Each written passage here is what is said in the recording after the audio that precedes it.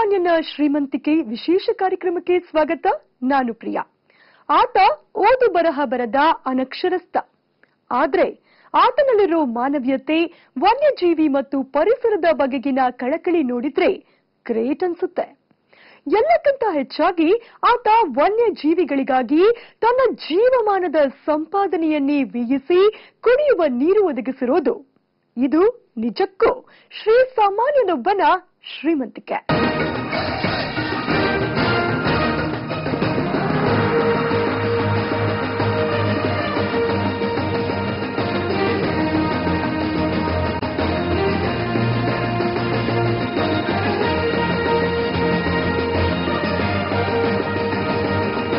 ಈತನ ಹೆಸರು ಕಲ್ಮನೆ ಕಾಮೇಗೌಡ. ಮಂಡ್ಯ ಜಿಲ್ಲೆ ಮಳವಳ್ಳಿ ತಾಲೂಕಿನ ದಾಸನದೊಡ್ಡಿ ಗ್ರಾಮದ ವೃದ್ಧ ನಿವಾಸಿ.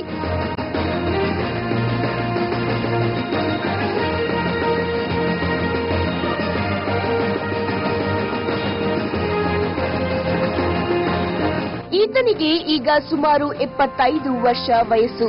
ಬುದ್ಧಿ ಬಂದಾಗಿನಿಂದಲೂ ಈತ ಕಾಡಿನಲ್ಲಿ ಕುರಿ ಕಾಯುವುದು ಬಿಟ್ರೆ ಬೇರೆ ಉದ್ಯೋಗ ಮಾಡಿಲ್ಲ. ಇದರಿಂದಾಗಿ ಈತನಿಗೆ ಕಾಡು ಪ್ರಕೃತಿ ಎಂದರೆ ಬಹಳ ಪ್ರೀತಿ. ಪ್ರಕೃತಿಯೊಂದಿಗೆ ತುಂಬಾ ಒಡನಾಟ. ಇಂತಹ ಕಾಮೇಗೌಡ ಸದ್ದಿಲ್ಲದೆ ಪರಿಸರ ಸಂರಕ್ಷಣೆ, ವನ್ಯಜೀವಿಗಳ ಪೋಷಣೆ ಮಾಡ್ತಿದ್ದಾನೆ. ತನ್ನೂರಿನ ಬಳಿ ಇರುವ ಕುಂದೂರು ಬೆಟ್ಟದಲ್ಲಿ ಈತ 4 ಕೆರೆಗಳನ್ನು ನಿರ್ಮಿಸಿದ್ದಾನೆ.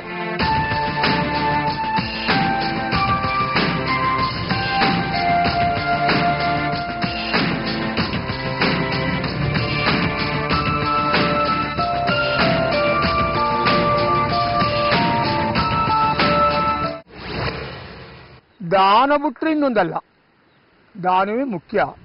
ನನ್ನ ಮಕ್ಕಳು ಕೊಟ್ರೆ ನನ್ನ ಹೆಸರು ಹೇಳ್ತೇವೆ, ನನ್ನ ಮೊಮ್ಮಗ ಹೆಸರು ಹೇಳ್ತಾನೆ, ಮತ್ತೆ ನನ್ನ ಹೆಸರು ಅಲ್ಲಿ ಗಳಿಸೋಯ್ತದೆ.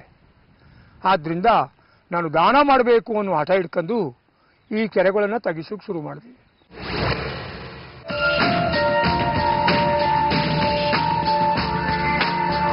ಇದಕ್ಕಾಗಿ ಆತ ತಾನು ಜೀವನವಿಡೀ ದುಡಿದು ಸಂಪಾದನೆ ಮಾಡಿ ಇಟ್ಟಿದ್ದ ಲಕ್ಷಾಂತರ ರೂಪಾಯಿ ಹಣ ಖರ್ಚು ಮಾಡಿರೋದು ತಿಳಿದಾಗ ಅಚ್ಚರಿಯಾಗುತ್ತೆ. ಈ ಕೆರೆ ಒಳಗೆ ಇದು 3.5 ಲಕ್ಷ 3.25 ಆಯ್ತದೆ. ಇದಕ್ಕೆ 1000 ಅಡಿ ಕಟ್ಟಡ. ಇದಕ್ಕೆ ಅದು 80,000 ಮಧ್ಯದಕ್ಕೆ, ಅದು ನನ್ನ ಮೊಮ್ಮಗನಿಗೆ 75,000 ಇಷ್ಟು ಖರ್ಚು ಮಾಡಿದ್ದೀನಿ. 5 ಮೇಲೆ ಆಗೇನಿ.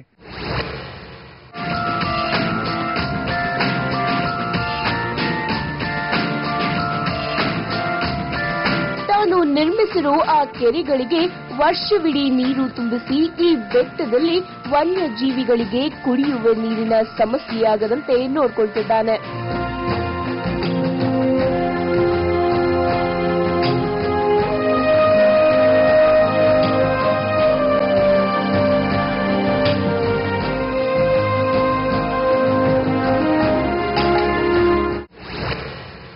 ಈಗ ಸಾಂಪಲ್ ಸೇರಿದ್ರೆ 4 ಕೆರೆ ಸಾಂಪಲ್ ಹೊಡಿಸಿದೀನಿ. ಈಗ ಇಲ್ಲಿ ಅದೇ ಸಾಂಪಲ್ ನೀರು 3 ನಿಂತವೆ, 1 ಸಾಂಪಲ್ ಇಲ್ಲಿಲ್ಲ. ಈಗ ಶಿಫ್ಟ್ ಎತ್ತಾಗ್ತಾವೆ, ಇವತ್ತು ಎತ್ತಾಗ್ತಾ ಇದೆಯಲ್ಲಿ 3 ಇವೆ.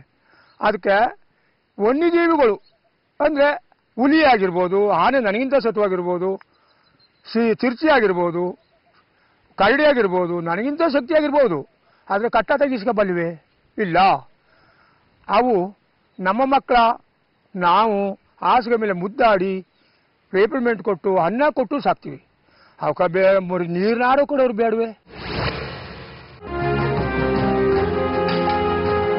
4 ಕೆರೆಗಳಲ್ಲಿ 2 ಕೆರೆಗಳಿಗೆ ತನ್ನ ಹೆಸರು, ಮತ್ತೆರಡು ಕೆರೆಗಳಿಗೆ ತನ್ನ ಮೊಮ್ಮಕ್ಕಳಾದ ಕೃಷ್ಣ ಮತ್ತು ಪೂರ್ವಿ ಹೆಸರು ಇಟ್ಟು ಜೋಪಾನ ಮಾಡ್ತಿದ್ದಾನೆ.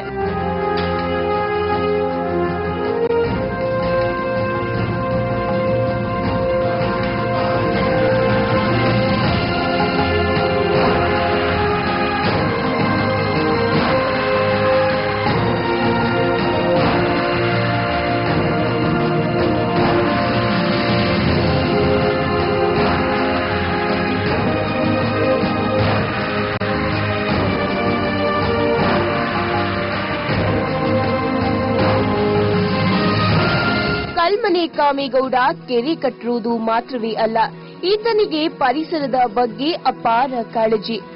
ತಾನು ಕುರಿ ಕಾಯುತ್ತಿದ್ದ ಈ ಕುಂದೂರು ಬೆಟ್ಟ ಸದಾ ಹಸಿರಾಗಿರಬೇಕೆಂಬ ಕಾರಣಕ್ಕಾಗಿ ಈ ಬೆಟ್ಟದ ಸುತ್ತಲೂ ಸುಮಾರು 2,000ಕ್ಕೂ ಹೆಚ್ಚು ಗಿಡಗಳನ್ನು ನೆಟ್ಟು ಇಂದಿಗೂ ತಾನು ನೆಟ್ಟ ಆ ಸಸಿಗಳನ್ನು ಪೋಷಣೆ ಮಾಡ್ತಾ ಬರ್ತಿದ್ದಾನೆ.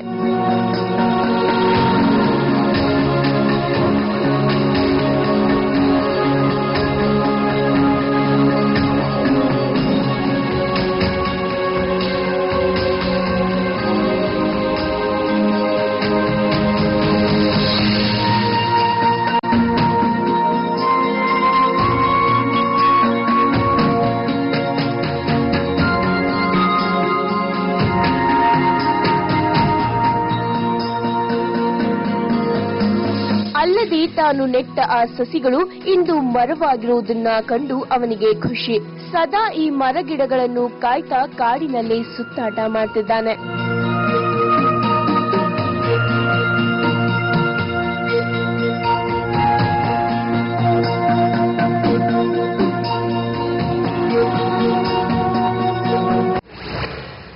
ನಮ್ಮ ಅರಣ್ಯ ಇಲಾಖೆಯವರು ತಗೋ ಇಸ್ಕೊ ಬಂದು ಈ ಗಿಡಗಳನ್ನ ಕೆಲವು ಗಿಡಗಳನ್ನೇ ನೆಟ್ಟಿ ಅಲ್ಲಿ ಮೇಲಾಗ್ತಾ ಇದ್ರು ಅರಣ್ಯ ಇಲಾಖೆಯವರು.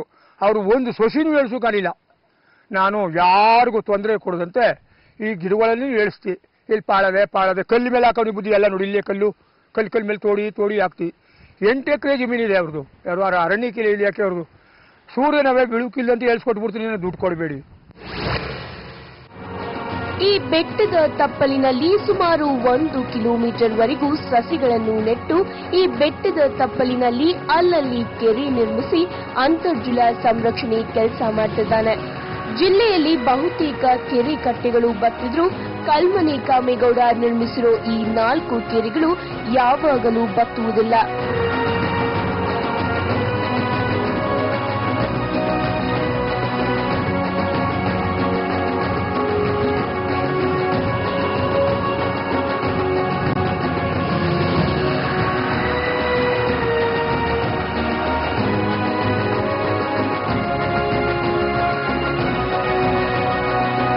ಈತನಿಗೆ ಅಪಾರ ದೈವ ಭಕ್ತಿ.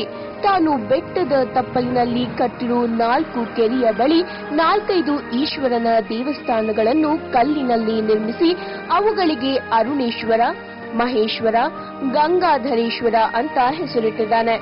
ಅಲ್ಲದೆ ಈ ದೇವಾಲಯಗಳ ಬುಡದಲ್ಲಿ ಬಿಲ್ಪತ್ರೆ ಮರ ನೆಟ್ಟು ಆ ಮರದಿಂದ ಸದಾ ಈ ದೇವಸ್ಥಾನದ ಲಿಂಗದ ಮೇಲೆ ಹೂ ಬೀಳುವಂತೆ ಮಾಡಿದ್ದಾನೆ.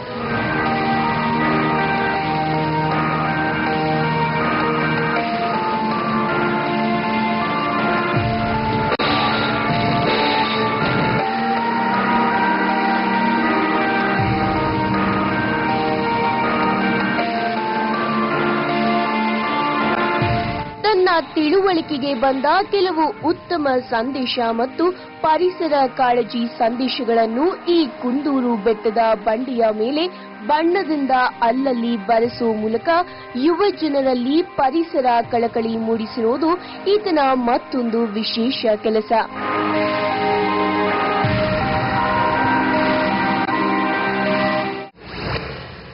ನಮ್ಮ ಅಂಶ ಎತ್ಕಾದದು, ನಮ್ಮ ಹೊಟ್ಟೆ ಎತ್ಕಾದ್ದು, ಕಾಲು ಎತ್ಕಾದ್ದು, ಕಣ್ಣು ಎತ್ಕಾದ್ದು, ಇವೆಲ್ಲ ಶೂನ್ಯ.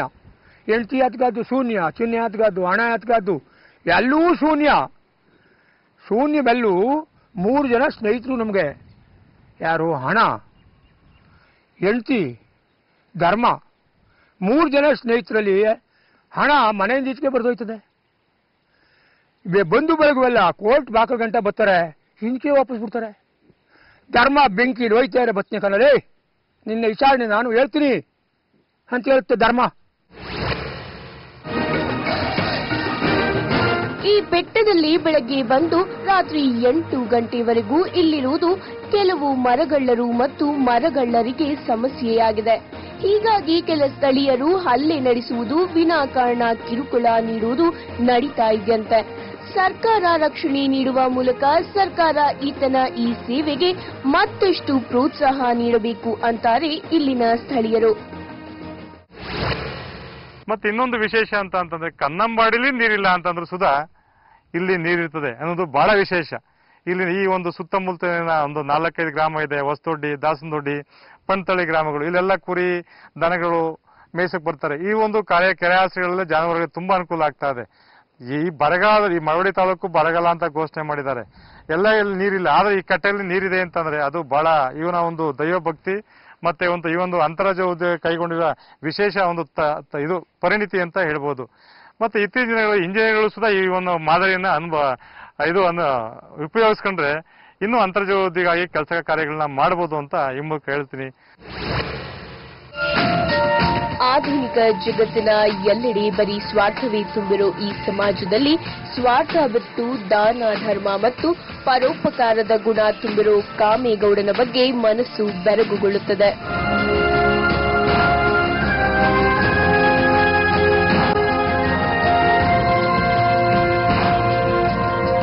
ಪುರುಷೋತ್ತಮ್, ಜನಶ್ರೀ ನ್ಯೂಸ್, ಮಂಡ್ಯ. ಕಾಮೇಗೌಡನಂತವರು ಊರಿಗೊಬ್ಬರಿದ್ರೆ ಈ ದೇಶಕ್ಕೆ ಇನ್ನೇನೂ ಬೇಕಿಲ್ಲ. ಈ ಆದರ್ಶ ಜೀವಿಗೆ ಹ್ಯಾಟ್ಸ್ ಆಫ್. ಇದೇ ಹೊತ್ತಿನ ವಿಶೇಷ ಶ್ರೀಸಾಮಾನ್ಯನ ಶ್ರೀಮಂತಿಕೆ.